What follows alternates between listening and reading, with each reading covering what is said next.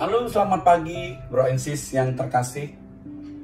Jumpa lagi di pagi ini dalam Coffee Morning with God.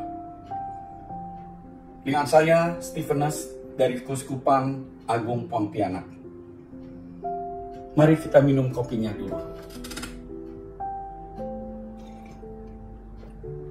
Nikmat. 1, 2, 3, yes. Pria sejati, yes. Yes.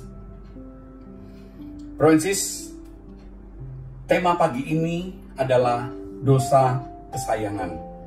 Mari kita baca di dalam Roma bab 6 ayat 12 hingga 14.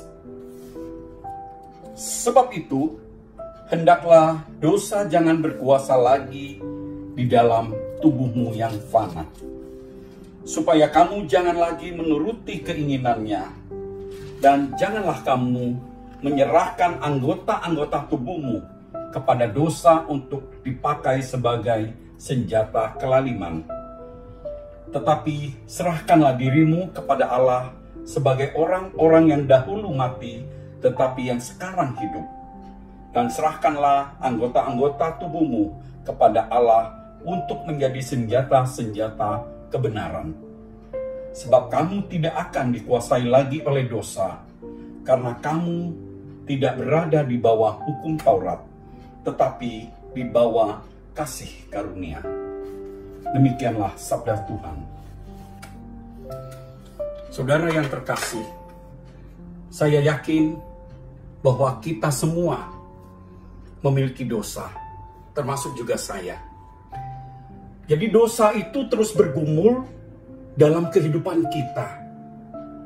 Apakah itu dosa kesayangan yang sulit untuk kita buang, atau efek dari dosa yang mereka atau orang lain perbuat? Dosa itu terus menghantui kita. Bahkan dikatakan di dalam Alkitab bahwa dosa itu seperti singa yang mengaum-ngaum, siap menerkam kita. Bahkan selalu mencari-cari ketika ada celah, dia akan masuk dalam diri kita. Jika dosa telah masuk ke dalam diri kita, maka ia akan bersarang. Saya memiliki satu pengalaman dengan teman saya. Ketika setiap minggunya dia pergi ke gereja. Kemudian dia juga melakukan pelayanan-pelayanan. Ada suatu ketika dia mengalami sakit penyakit. Dia pergi kepada dokter, dan dokter dianggap tidak mampu menyembuhkan penyakitnya. Kemudian dia ditawari oleh teman yang lain, dibawalah dia pergi ke orang pintar. Kemudian dia obati. Ternyata saudara, penyakitnya sembuh. Kemudian setelah beberapa waktu, penyakitnya kambuh lagi. Karena dia pernah sembuh dari orang pintar tersebut, maka dia kembali lagi kepada orang pintar itu dan disembuhkan lagi. Dia pulang dengan senang. Dia tidak tahu bahwa kesembuhan yang dia terima itu adalah berasal dari kuasa lain. Kuasa kegelapan. Nah, inilah dosa yang terus membelenggu di dalam dirinya, di dalam kehidupannya. Dan bahkan ketika kita tawarkan sebuah solusi, dianggapnya bahwa tidak akan mungkin bisa terlepas dari dosa itu. Sedangkan ada juga yang berpikir bahwa solusi yang ditawarkan hanyalah mimpi belaka. Saudara, jika kita tidak mau meninggalkan dosa-dosa kita, maka dosa akan menghancurkan dan membinasakan kehidupan kita. Kita memiliki Allah yang Maha Pengampun dan yang akan mengampuni kita dari perbuatan-perbuatan dosa kita.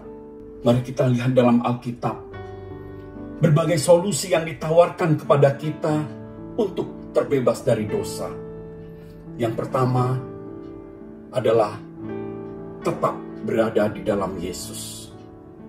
Ketika kita berada di dalam Yesus, kita tidak akan berbuat dosa lagi. Tentunya untuk memahami hal ini, Alkitab sendiri memberikan penjelasan kepada kita melalui sebuah ilustrasi yang ada di dalam kitab suci. Dikatakan bahwa tinggallah di dalam aku dan aku di dalam kamu. Sama seperti ranting tidak dapat berbuah dari dirinya sendiri kalau ia tidak tinggal pada pokok anggur.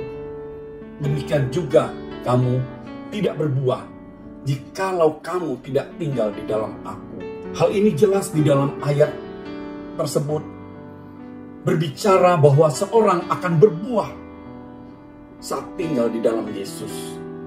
Dan berbuah yang dimaksud tentunya adalah buah-buah roh.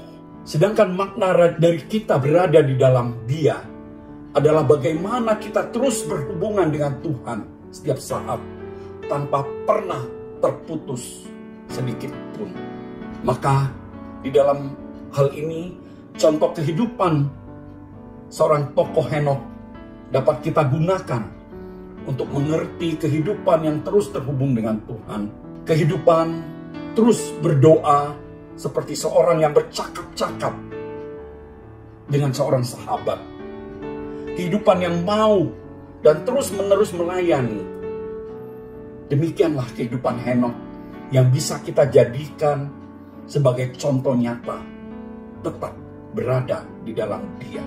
Dan solusi yang kedua adalah lahir dari Allah.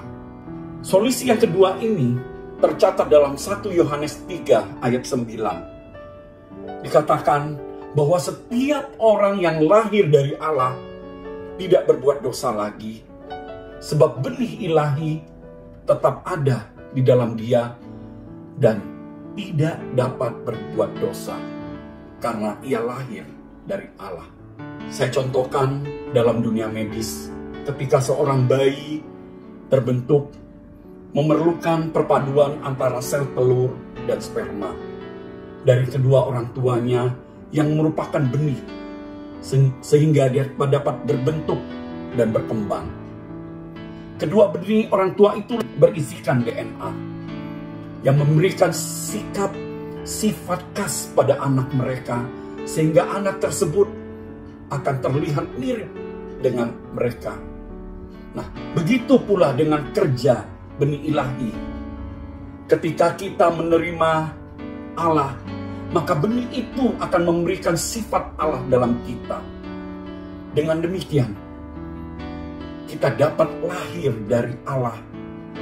Kita juga membutuhkan benih ilahi itu. Benih itu adalah firman Allah yang akan membentuk kita untuk memiliki sifat-sifat yang khas seperti Bapa di surga. Sehingga dengan firman itu saja kita dapat dilahirkan kembali. Nah, pertanyaan selanjutnya, bagaimana jika kita berbuat dosa lagi? Saudara, kita memiliki Allah. Kita memiliki Tuhan Yesus Kristus yang adil. Dan Dia adalah pendamaian untuk segala dosa kita.